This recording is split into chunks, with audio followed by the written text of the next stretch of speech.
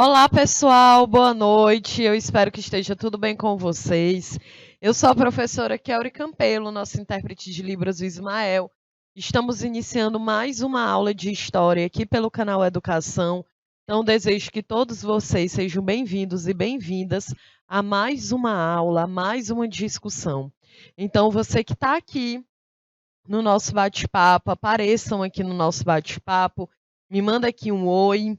Eu estou vendo aqui a Regina Araújo, é isso? Olá, Regina. Então, cadê o pessoal de Novo Santo Antônio? O pessoal de Eliseu Martins, é isso? Apareçam aqui, coloca aí o nome da escola, o nome do professor presencial. A nossa aula de hoje, né, gente, é a última do nosso semestre.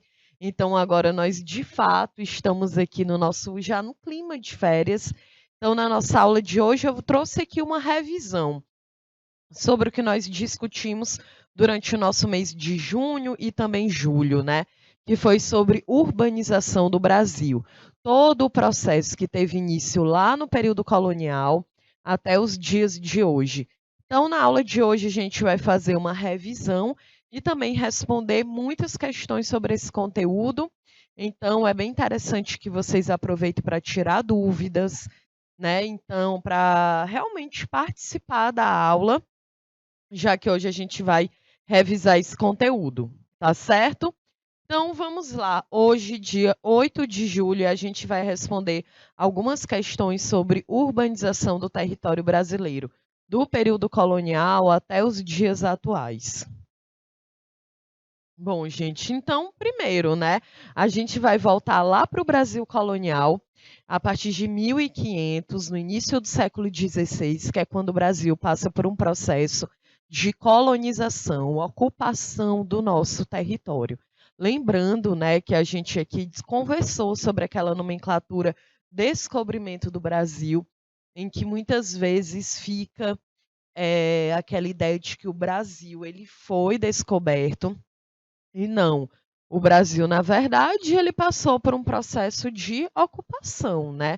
Então, o termo agora correto é ocupação, invasão, conquista, colonização, porque quando a gente diz que o Brasil foi descoberto, a gente esquece toda a história, toda a cultura da população indígena, e nós temos estudos que comprovam que aqui no Brasil, antes da chegada dos portugueses, nós tínhamos uma média de 6 milhões de indígenas vivendo por todo o território brasileiro. E é claro que isso foi impactado de uma forma muito profunda com a colonização. Então, vamos aqui analisar, dito isso, né, vamos analisar aqui o espaço urbano no Brasil colonial, que é a partir de 1500, né? Então, eu quero que vocês se lembrem que a formação urbana no Brasil durante esse período, ela não foi muito desenvolvida. O interesse português era explorar as riquezas. E por quê, né, gente, não foi muito desenvolvida essa formação urbana? Porque o interesse de Portugal era explorar as riquezas do território, e é claro que não tinha uma grande preocupação com o povoamento da colônia e com a construção de novos espaços urbanos. E mesmo com o advento do Império e com o desenvolvimento econômico das primeiras 6 décadas do período republicano, o Brasil ainda seria um país eminentemente rural. Então, se lembrem disso, né? O nosso território ele só passa a ter uma maior população vivendo no meio urbano, ao invés do meio rural, ali no século XX, por volta, né, mais da metade, 1970, 1970. Então, até lá, o Brasil, de fato, foi um país muito rural. E quando a gente diz que o Brasil é um país rural, é porque a maior parte da população vive no meio rural. Aí na tela vocês estão vendo uma fotografia da primeira da Catedral Basílica, lá em Salvador, em que foi a primeira capital do Brasil, desde 1549 até 1763. Durante esses 214 anos, a cidade ela foi capital, sendo transferida, né, após a descoberta de ouro, para a região mais central do Brasil, que na ideia era o Rio de Janeiro, que era mais próximo, né, de Minas Gerais, que foi lá que foi encontrado o ouro durante o século XVIII. Então lembra, Brasil colonial, questão urbana. Nós tivemos uma formação urbana pouco desenvolvida, justamente porque o interesse de Portugal era retirar, explorar o território e não necessariamente desenvolver o nosso território. Então, até ali a década de 60, 70 no Brasil, já do século XX, até esse momento o Brasil era um país profundamente, né, eminentemente rural, ou seja, a maior parte da população ainda vivia no meio rural. A principal área que foi ocupada pelos portugueses durante o período colonial foi a faixa litorânea. Lembra que durante de 1500 até 1530 nós temos o período conhecido como a fase pré-colonial, porque existia a exploração do pau-brasil, mas não uma ocupação de fato do nosso território. Essas pessoas elas ficavam muito mais predominadas ali, fixadas, na verdade, o termo é esse, no litoral, porque era a ideia de retirar a madeira, colocar nesses entrepostos, né, e a madeira ir para a Europa, porque era essa atividade econômica que estava gerando lucro para Portugal. E aí, a partir de 1532 é que nós temos o início da colonização de fato, ok? Então, no período ali colonial, a região, a área que de fato foi ocupada pelos portugueses foi a faixa litorânea, o litoral. E o objetivo era justamente acelerar o envio das mercadorias para Portugal, que no primeiro momento era o pau-brasil e depois a cana-de-açúcar. E é por essa razão, gente, que poucas cidades surgiram nos primeiros 2 séculos de exploração colonial. Então, durante o século XVI e o século XVII, surgiram poucas cidades, porque, afinal de contas, toda a ocupação era muito focada ali no litoral, né? A cana-de-açúcar, por exemplo, é a principal atividade econômica do Brasil colonial durante o século XVI e o século XVII.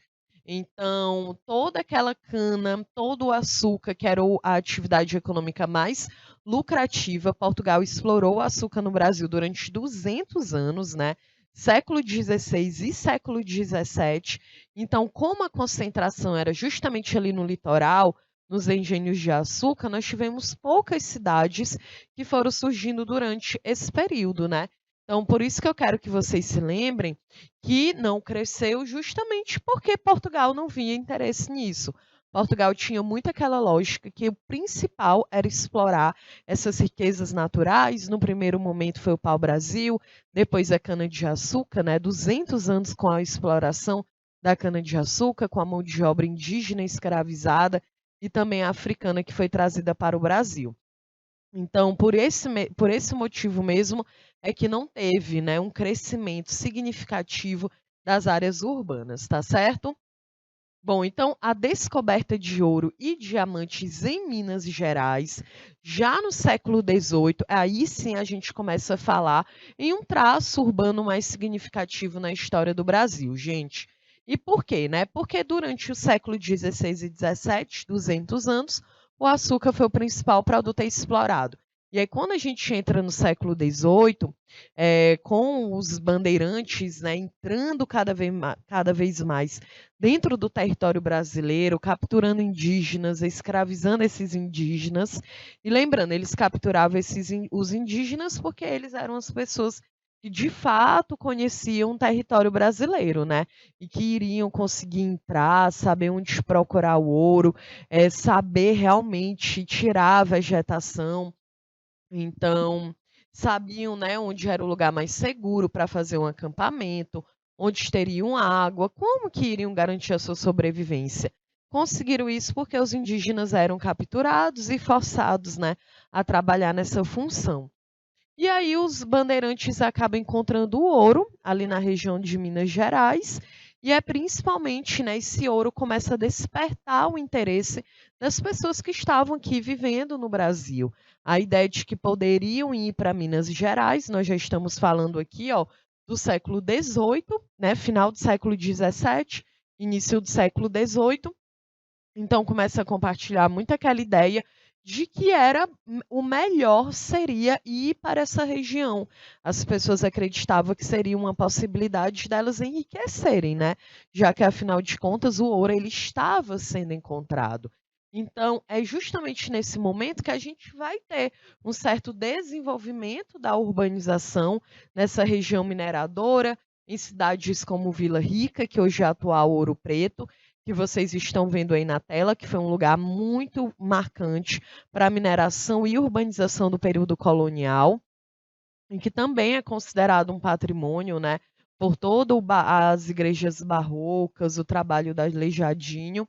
Outras cidades é Vila do Carmo, que hoje é Mariana, é Sabará, Caeté, São João del Rei, e inúmeras outras cidades que surgiram durante o período da mineração. E essas cidades surgiram porque as pessoas começaram a se deslocar cada vez mais para essa região, porque, como eu expliquei, acreditavam naquele imaginário de que assim poderiam enriquecer. E a riqueza proporcionada pelos metais e pedras preciosas, gente, fez com que a metrópole portuguesa intensificasse a fiscalização dessas cidades com o objetivo de evitar o contrabando, né? Então existia, muita gente ia para essas cidades no objetivo de trabalhar, no objetivo de crescer economicamente, mas também é muito importante lembrar que existia uma fiscalização muito grande de Portugal e que inclusive, né, muitas revoltas que ocorreram nesse período, conhecida como as revoltas nativistas, é que a fiscalização e a cobrança de impostos de Portugal sobre a população eram muito grandes. É claro que isso gerou muita contestação, muitas revoltas. Nesse período a gente tem a revolta de Vila Rica, a revolta de Filipe dos Santos, a revolta de Beckman. Então, é um momento justamente que as pessoas elas estavam se movimentando, tendo um pouco mais ali de participar, querendo participar. Então, a gente tem um período também marcado por muitas revoltas. Lembrando que essas revoltas não é porque queriam se separar de Portugal, então não eram revoltas de luta pela independência. Eram mais revoltas, né, para que de incontestação, insatisfação com a quantidade de impostos. Bom, uma grande quantidade de pessoas, como eu expliquei, passaram a se dirigir para essa região, e aí com isso nós temos uma consequência que é tanto o aumento de pessoas vivendo dentro daquela área, como também uma diversidade populacional, porque vão pessoas do Brasil inteiro para Minas Gerais, né, a região aurífera do país. Também ocorre um desenvolvimento de edificações muito bem trabalhadas, que até então não existia. A arquitetura no Brasil, ela ainda era muito aquela arquitetura colonial, os casarões, nessa herança aí de Portugal também, mas agora no século XVIII aí nós temos edificações que elas são bem maiores, né? Além aqui, né, dos casarões, das inúmeras igrejas, das obras de arte. Lembra que na aula que a gente teve sobre as primeiras cidades do Brasil, eu expliquei que a cidade ela crescia em volta da igreja, né? A igreja também era uma forma da Igreja Católica firmar sua dominação nesse novo território que estava colonizando e realizando a ocupação, né? Então, a ideia da igreja, a população, ela se desenvolve ao redor da igreja. Aqui na tela vocês estão vendo a igreja de São Francisco de Assis, que ela foi projetada pelo Aleijadinho e finalizada no ano quase no final do século XVIII, 1771, lá em Ouro Preto, em Minas Gerais, né? Inclusive, Ouro Preto é uma das principais cidades históricas brasileiras, né, que guarda resquícios aqui do barroco, e um nome que é referência do barroco é o Aleijadinho. E o estilo, gente, ele foi utilizado nessas igrejas do período colonial, e basicamente o objetivo era atrair os cristãos, influenciá-los emocionalmente. Nós já vimos aqui como que a Igreja Católica ela conseguiu desenvolver uma dominação muito grande, né, sobre a população. Afinal de contas, ela também patrocinou essa colonização, ela também tinha interesse de poder se firmar aqui dentro do território, e é claro que ela conseguiria fazer isso, né, muito mais se ela estivesse aí tendo uma participação, uma unidade mais fixa e forte aqui dentro do território. É por isso que as igrejas, elas são as mais antigas, né? As igrejas católicas aqui no Brasil, da fundação, da origem dessas cidades, elas são muito marcantes para a história, porque elas eram fundadas e a cidade ia crescendo ao redor delas, tá certo? Bom, então a gente viu aqui um pouco sobre o Brasil colônia, né? O Brasil colonial de fato, 1500, né? O período pré-colonial, mas a colonização se efetivou a partir de 1532, quando vieram as primeiras expedições para dividir a terra, as capitanias hereditárias, né, desenvolver uma ocupação muito mais forte, com medo de que outros países, como a França, a Inglaterra, a Holanda, pudessem se fixar aqui no Brasil. E aí esse período colonial ele vai até 1822, que é quando o Brasil se torna independente. Lembrando que essa independência ela foi muito mais na teoria do que na prática, porque o Brasil continuou com suas velhas estruturas sociais, políticas, econômicas. Então, o Brasil ele continuou com a escravidão, o Brasil continuou com o latifúndio, que inclusive até hoje, né? O Brasil continuou com a população sem poder participar das decisões políticas, sem falar que o Brasil ainda teve que fazer um empréstimo com a Inglaterra para poder pagar essa independência, né, para que Portugal finalmente pudesse reconhecer a nossa independência. E ainda tem uma outra questão, que diferentemente de outros países na América do Sul, que quando se tornaram independentes viraram uma república, o Brasil foi um império, com Dom Pedro I sendo nosso imperador até 1832, depois o período regencial e depois o Brasil Império, Segundo Império, né? Então, por isso, né, fiz aqui esse panorama para que agora a gente possa entrar na urbanização do Brasil Império. E aqui, durante esse período, nós tivemos algumas mudanças sociais, gente. Aqui no Império, a gente vai focar no Segundo Império, no Segundo Reinado, que já é com Dom Pedro II, que era filho de Dom Pedro I, que se torna imperador do Brasil com apenas 14 anos de idade, porque foi dado um golpe da maioridade, né? Então ele entra no poder em 1840 com 14 anos e termina em 1889, quando finalmente a proclamação da República ela é ortogada através dos militares. Então, durante todo esse segundo reinado, gente, ele foi um período marcado por uma crescente contradição. Por que essa contradição? Porque, por um lado, existia todo aquele discurso de que seria fundamental modernizar o Brasil e, ao mesmo tempo, a gente continuou com esses traços socioeconômicos ainda lá do período colonial. Claro, né? Como é que a gente poderia modernizar se o Brasil ainda era extremamente dependente de Portugal? E não por uma dependência porque a gente era uma dependência porque Portugal ainda tinha muito aquele domínio econômico, mesmo a gente ainda sendo independente. Era um império, né, muitos conflitos ainda dentro do nosso território. Dom Pedro II ainda tentou, né, desenvolver uma certa industrialização, mas também não aconteceu. Quando a gente pensa que industrialização, e nós já estudamos isso, ela foi muito mais determinante ali durante o período do Getúlio Vargas, conhecido como a Era Vargas, de 1930 até 1945. Então, a urbanização também durante o Império, ela foi muito pequena.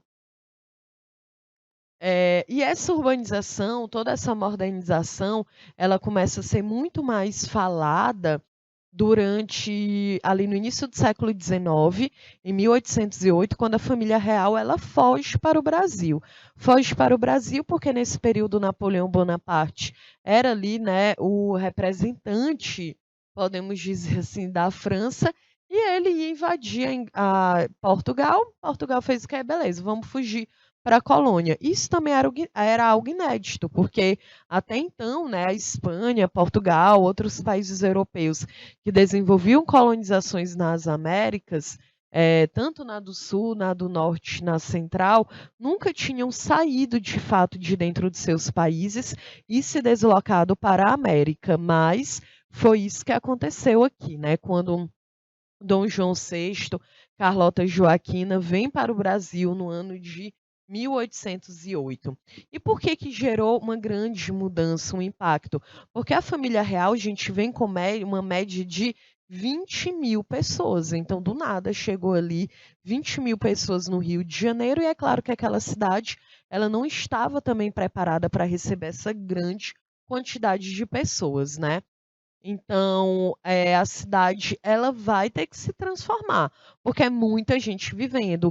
Aí vai, né, nesse período aqui a gente vai ter iluminação a gás, ainda vai ser toda a questão do esgoto, do tratamento de água, da higiene básica, né, não tinha essa estrutura e o Rio de Janeiro ainda estava aí recebendo essa grande quantidade de pessoas, gente. E aqui é justamente nesse período, mas principalmente durante o século, né, o 1808, século XIX, que vai acontecer muitas mudanças, tanto no Rio de Janeiro como em São Paulo, em que essas duas cidades elas vão se sobressair, né, em decorrência de ser a capital do império, né, o Rio de Janeiro ser a capital do império, e a segunda em razão do crescimento da economia cafeeira. Esse aqui é um ponto muito importante, gente, porque percebo que durante todo esse nosso período colonial, o período império, né, toda a nossa estrutura, ela é baseada em atividades econômicas de exploração. Então, a gente teve um primeiro momento o pau-brasil, depois o açúcar, depois vem o café. E aí esse cenário, né, essas mudanças, elas também vão impactar na própria sociedade. De que forma que vai se formando essas elites, né, aqui no Brasil. Bom, as primeiras cidades brasileiras, nós também tivemos uma aula aqui só sobre isso, né? Em que diferentes das primeiras vilas, porque as primeiras vilas, gente, elas tinham função principalmente o que? Colonizadora. A ideia era o quê? Portugal pensava, olha, então a gente conquistou esse território, mas a gente precisa de fato garantir uma dominação desse território. Então é nesse momento que Portugal começa a fazer as capitanias hereditárias, né? Organizar as capitanias hereditárias, que basicamente era uma divisão da terra. Então o rei de Portugal fazia o quê? Ele, olha, chamava uma pequena nobreza ali em Portugal, toda uma propaganda para a galera sair de Portugal e vir para o Brasil, e essa galera recebia uma terra. E dentro dessa terra elas tinham que fazer com que essa terra ela fosse produtiva. Então, tinham que desenvolver uma atividade econômica dentro daquela terra, senão perdiam esse privilégio, né? Então, as primeiras cidades brasileiras não é a mesma coisa da vila. Então, as primeiras vilas, elas tinham essa função colonizadora, ocupar a terra e desenvolver alguma atividade econômica produtiva, com o objetivo óbvio de gerar lucro para a metrópole que era Portugal, certo? Já as primeiras cidades, elas tinham uma função estratégica na defesa e organização da América. Então, a ideia era o quê? As vilas eram totalmente voltadas para poder desenvolver uma atividade econômica, eram menos pessoas. E agora, quando a gente fala das primeiras cidades, não. Aí nas primeiras cidades, a gente tem muito mais pessoas ali fixas. E aí sim, né, com a ideia de que era uma estratégia, impedir com que outros países acabassem entrando no Brasil. Eu também coloquei aqui, né, que, assim, com exceção das cidades, né, de São Luís, que foi fundada pelos franceses, e Recife, que foi fundada pelos holandeses. As primeiras cidades, elas tinham uma grande importância também. Olha aí, as primeiras cidades tinham uma grande importância militar, porque além de melhores recursos jurídicos e eclesiásticos, né, que davam apoio às vilas dos donatários. Então a cidade, ela era uma fortaleza. Era a ideia de que ela tinha um aparato jurídico, um aparato militar, era uma função estratégica de impedir que outros países conseguissem entrar de uma forma mais definitiva no Brasil, né, já que os franceses e os holandeses também foram expulsos, né. Eu coloquei aqui uma observação de São Vicente, em São Paulo, que ela foi a primeira vila construída no Brasil e é considerada a primeira cidade do nosso país, né. Ela foi descoberta, né, ela foi ocupada em uma expedição de Gaspar de Lemos, olha aí, em 1502, gente. Em 1002 anos, né, que os portugueses estavam aqui, já fundaram uma vila, tá certo? E aí, no início, o principal objetivo dos portugueses no local era montar os engenhos de açúcar, né? Por isso que eu estou falando para vocês como que, de fato, toda a ocupação do nosso território sempre esteve atrelado com as questões com os nossos recursos naturais, em que a ideia era ter vilas e cidades para que conseguissem desenvolver uma exploração de uma forma melhor, mais organizada e mais lucrativa também. Bom, então as primeiras cidades elas foram construídas por ordem do rei de Portugal para defender o território do Império Português. Nós temos aqui Salvador em 1549, que foi a primeira capital do Brasil. São Sebastião do Rio de Janeiro em 1565, que depois foi a segunda cidade, né, do Brasil, a segunda capital do Brasil. Aí veio a Paraíba, aí São Cristóvão, que hoje é Sergipe, Natal, Belém, São Luís e Recife. Percebam, gente, que as primeiras cidades do Brasil, a maioria elas estão na região Nordeste, né? A gente só tem aqui a Vila São Vicente, que é em São Paulo, no Sudeste, e o Rio de Janeiro, né? Que era São Sebastião do Rio de Janeiro. Mas olha, a primeira, Salvador, no Nordeste, a Paraíba, São Cristóvão, né, que é Sergipe, Natal, Belém, que é no Norte, São Luís, que também é no Nordeste, Recife, que também é no Nordeste. E percebam, por que essas cidades elas surgiram, né, as primeiras no Nordeste? Porque eram, e olha só, todas no litoral, a Paraíba, Natal, São Luís, Recife, né, Sergipe, no litoral, porque era cana-de-açúcar, né, se entendia que a cana-de-açúcar, o litoral, ele era voltado para o desenvolvimento da cana-de-açúcar. E todas essas cidades, olha, a maioria é no século XVI. Só quem é do século XVII aqui, Belém, no norte, e São Luís, no Maranhão, né, mas também no Maranhão, no Nordeste, né. Então, também foi no século XVII, mas a maioria no século XV ou no século XVI, justamente porque era o início do desenvolvimento da cana-de-açúcar. E aí quando ela se firmou, São Luís foi destaque na cana-de-açúcar, Natal, Sergipe, Recife. Então as cidades elas eram também pensadas, né, para o desenvolvimento ali de acordo com as atividades econômicas que geravam lucro para Portugal. E aí o primeiro modelo, gente, de ocupação do espaço colonial foi a formação dos núcleos urbanos e ficaram o quê? Concentrados na região litorânea por causa do açúcar, né? A gente está aqui, lembra que somente no século XVIII é que a galera vai para o ouro. Então, essas primeiras cidades, elas tinham uma grande importância militar para controlar os territórios explorados, né? O objetivo era impedir que outros países entrassem dentro do nosso território, porque, como nós já sabemos, o território brasileiro era muito rico e é claro que Portugal ela não queria a concorrência, né, gente? E aí um outro ponto também é que essas cidades, né, a ideia é que elas pudessem irradiar, né, aumentar, compartilhar toda aquela cultura europeia que era vista como uma cultura melhor, como uma cultura superior, em detrimento da nossa.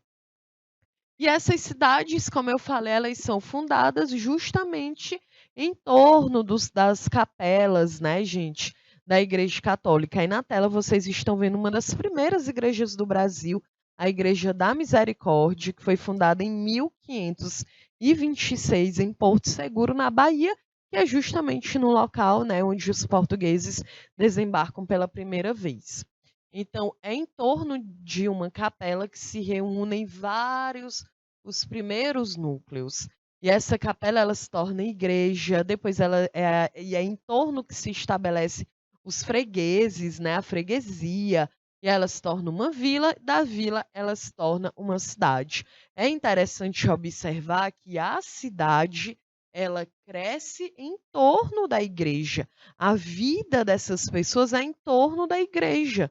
Né? Não tinha o governador geral, muitas vezes, ele não estava lá, né?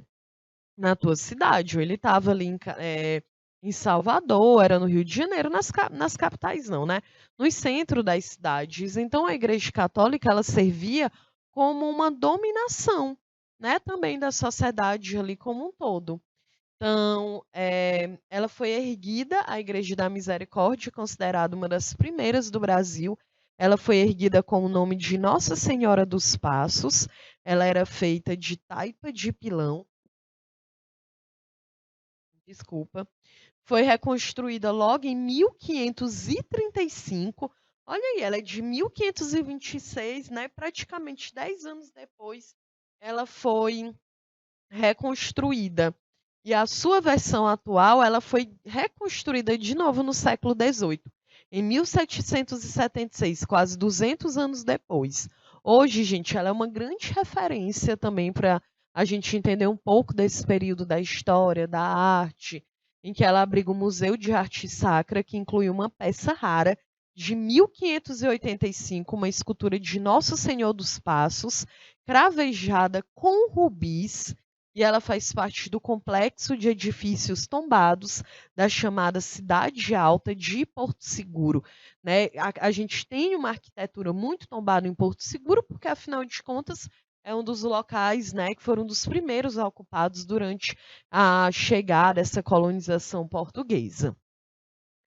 Bom, pensando aqui na nossa colonização, já que a gente está falando das primeiras cidades, né, eu trouxe aqui também a informação do nosso próprio estado, em que, para a gente entender como surgem as primeiras cidades aqui, a gente sempre tem essa pergunta: por que que o Piauí ele foi colonizado pelo interior?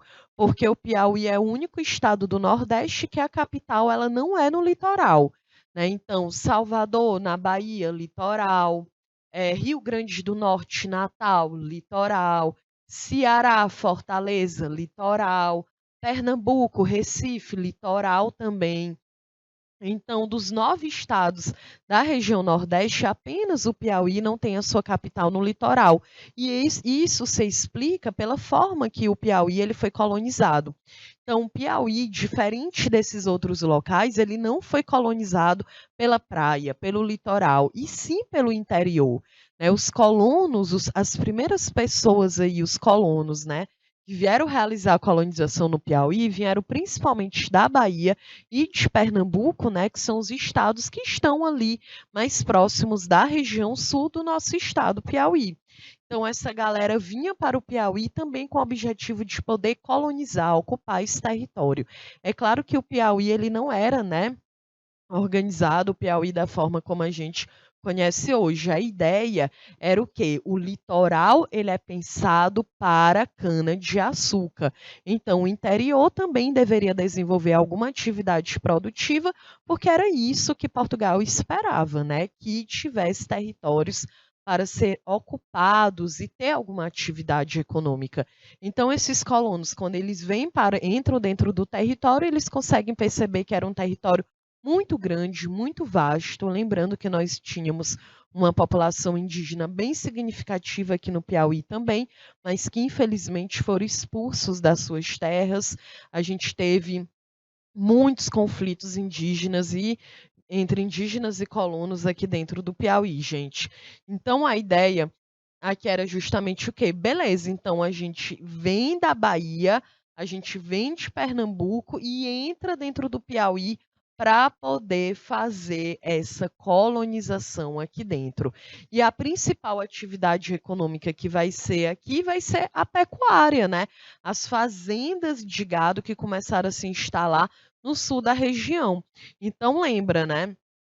Se o Piauí é a nossa capital, a nossa primeira capital, ela foi justamente em Oeiras, porque está localizada na região sul, onde justamente a galera era mais perto, que vinha da Bahia e de Pernambuco, e ela foi capital, e depois mudou para a cidade de Teresina, porque se acreditava que Teresina ela seria muito mais próxima de onde? Do litoral de Parnaíba, né, que, né, da região norte do nosso estado, o nosso litoral, justamente porque se acreditava que aí sim seria muito mais vantajoso estar perto do litoral, que era onde acontecia a produção da cana-de-açúcar, já que a cana-de-açúcar era o produto que mais gerava riqueza e lucro para Portugal. Então, o litoral era para o açúcar, o interior era para a pecuária, para a criação de gado, tá certo? Bom, aqui na tela vocês estão vendo aqui a capital, né, a primeira capital do Piauí, Oeiras, e também, olha aqui a igreja, Oeiras também tem origem em uma capela fundada em 1695 e dedicada a Nossa Senhora da Vitória, e ela se tornou capital do Piauí em 1759. Depois ela foi elevada como município em 1761 e ela foi capital até 1851, quando acabou sendo transferida para a cidade de Teresina. Agora a gente, né, falou ali um pouco do Brasil colonial, já falamos do Brasil império, e agora a gente vai entrar nessa colonização mais do século XX. Então percebam, século XVI, o século XVII, o Brasil continua sendo rural. Entramos no século XVIII com o ouro, né, sendo encontrado ali na região de Minas Gerais, Mato Grosso, Goiás, mas principalmente Minas. E aí sim nós começamos a ter um crescimento da urbanização, porque começou a receber uma grande quantidade de pessoas que iam para aquela região com aquela esperança de que poderiam enriquecer, de que poderiam realmente, né, ter ali uma transformação das suas vidas, já que o ouro ele estava sendo encontrado. Mas aí também a gente precisa lembrar que Portugal exercia uma fiscalização, um domínio muito grande em relação a esse ouro, né? E aí agora depois a gente ainda entra no século XIX, e que a gente viu que também teve um pouco crescimento ali no Império, mesmo com a vinda da família real para o Brasil, em que foram surgindo outras necessidades, porque São Paulo e o Rio de Janeiro começaram, né, a ficar cada vez mais ocupados, mas quando a gente pensa em uma urbanização de fato no Brasil, é no século XX.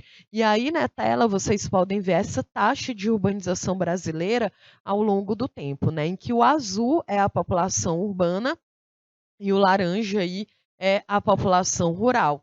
Então, olha, 1940, 31% da população era urbana, né? Então, a gente só vai ter uma mudança de área urbana para rural na década de 70, em que pela primeira vez em 1970 a população urbana ela superou a população rural. Porque em 1970, 56% da população brasileira era a população urbana, contra 44% da população rural, né? Hoje, já no século XXI, em 2022, a gente tem mais de 80% da população brasileira. 2010, 84%, né? Eu acho que a gente já está com mais de 90% da população brasileira é urbana. Então, ó, 2010, né, há 12 anos atrás, já era 84%, com certeza ainda aumentou acho que eu coloquei esses dados aqui, aumentou ainda mais, né? Então, percebo como o século XX é que de fato é marcado por essa urbanização. Tá certo? Então a gente encerra aqui a primeira parte da nossa aula. Fica aí, porque daqui a 3 minutinhos eu estou de volta para que a gente possa analisar a urbanização, todos os seus problemas durante o século XX e responder questões sobre esse conteúdo.